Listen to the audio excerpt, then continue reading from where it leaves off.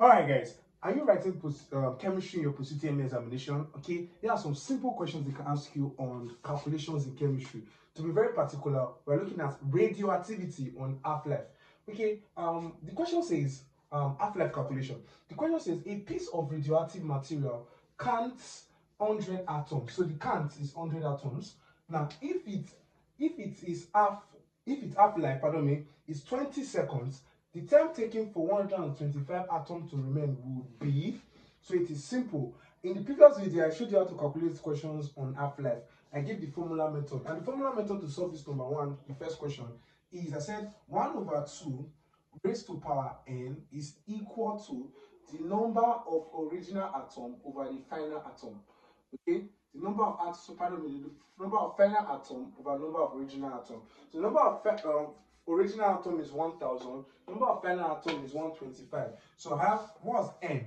That n, this power is t over t half.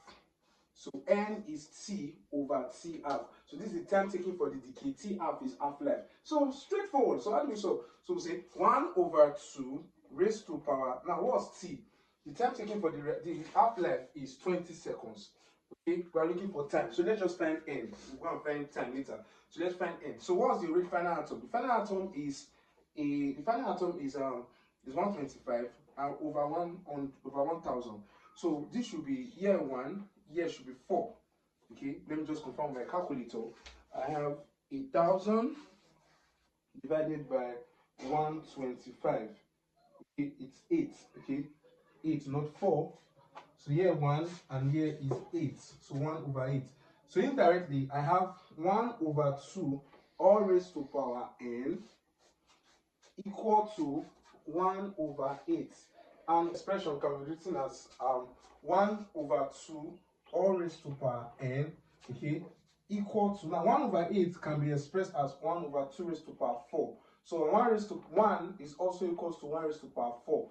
So if you know this, I can put raised to power 4. At the end of the day, I have 1 over 2 all raised to power n equals to 1 over 2 all raised to power 4. So this equation will cancel this equation. Therefore, n is equal to 4. So it means that n is equal to 4. That is not the answer to the question. That is not yet the answer to the question. So we have n equals to 4. So the ratio of the time to half-life is equal to 4. So I have n equal to 4. So wiping. Okay. If I have n equal to 4, remember that n is equals to t over t half. So what's n? N is time is going to be t. Half-life is 20 seconds. N is 4. So what's the time taken for the decay? 20 times 4, which is equal to 80 seconds. So in this answer, or in this question, I require 80 seconds for this decay. 80 seconds for this decay. All right, so that's the way to solve the first question. 80 seconds. That's the answer. Okay, now to solve the second question, you can pause the video or take it backward to see how I solved it multiple times in case it is not clear, but I'm very certain if you follow me from the top, it's going to be clear. Now, to solve the second question, they said a radioactive substance of mass 768 gram has an half-life of 3 years. A radioactive substance of mass 768 gram have an half-life of 3 years. After how many years does the substance live? Okay. After how many years does the substance live only 6 gram? Okay, so after how many years, so it's supposed to be years here, after how many years does the substance live only 6 gram? So first, now our final is equal to 6 gram, original is equal to 768 gram. So it's going to decay from n. It's going to decay from 768 gram. It's going to decay from 768 gram to 6 gram. So this is how you solve.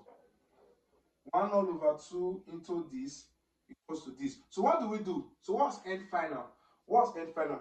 N final is 6 gram. So they're asking us for how long, after how many years. So they're also looking for time. So if you follow what I did in the first question, when I'm looking for time, I just find n, bearing in mind that n is time over half-life. So I'm going to find n. So first, I have 1 over 2 all raised to power n is equal to, what's the final? 6 gram over 768. And this formula, I will advise you, using this formula will be safer if these two can multiply each other.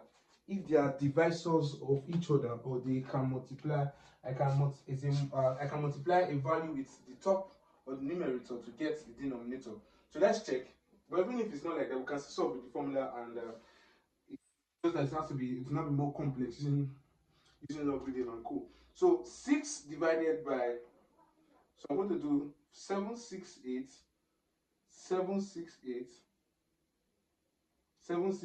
divided by 6. So I'm going to have 128. So it's divided. So here's 1, here's 128. So at the end of the day, what do I have? I have 1 over 2 all raised to power n is equals to 1 over 128. Now I would like to finish it up here. How? How do I finish it up there? Now if I finish it up here, 128 should be, that should be 2 raised to power 6. Okay, that should be 2 raised to power 6. 122 should be 2 times 2 times 2 times 2. That's 4 twos, 5 twos, 6 twos. So that's, okay, times 2. So it's 2 raised to power 7. 128 is 2 raised to power 7. So at the end of the day, so I have 1 over 2 raised to power n is equals to 1 over 2 raised to power 7. You can confirm this with your calculator. And also 1 raised to power 7 is equals to 1. So I can also put here 1 raised to power 7, still 1. So at the end of the day, I have 1 over n, or pardon me, 1 over 2 all raised to power n is equals to 1 over 2 all over 7. Such that n, you see that in logarithm, those of us that are very good conversant with maths, when the base is equal, we can equate the power. So the power n is equal to 7. Do you get? So n is equal to 7. So n is 7. But remember that if you come back here, 7 is equal to what's the half-life? The half-life of the question is 3 years. So the half-life is 3 years. So t, I'm looking for time. So t is going to be 7 times. Okay, you get? So t is gonna be 7. T is gonna be 7 times 3. So t is gonna be 21 years. So it's going to take 21 years. So let me just confirm this power. So 2 times 2 times 2, that's 3 times 2, 4 times 2, 5 times 2, 6 times 2, 7, 128. So it's very, very correct. So the answer is going to be 21 years. Now, hope you learned something from this video.